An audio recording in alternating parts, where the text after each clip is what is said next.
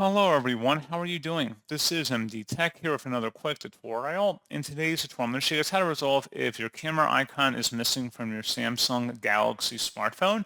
So if you're on the lock screen and you do not see your camera icon, in today's tutorial, I'm going to show you guys how to resolve it or make it reappear. And without further ado, let's go ahead and jump straight into it. So all you have to do is just swipe up on your home screen and then select the settings button. Go down and select where it says wallpaper and style. And then you want to select, if you scroll down a little bit, where it says shortcuts, go ahead and select that.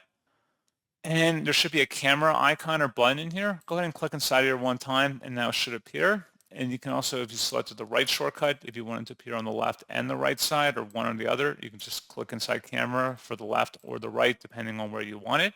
And that's pretty much all you have to do. So as always, thank you guys for watching this brief tutorial. I do hope that I was able to help you out, and I do look forward to catching you all in the next tutorial. Goodbye.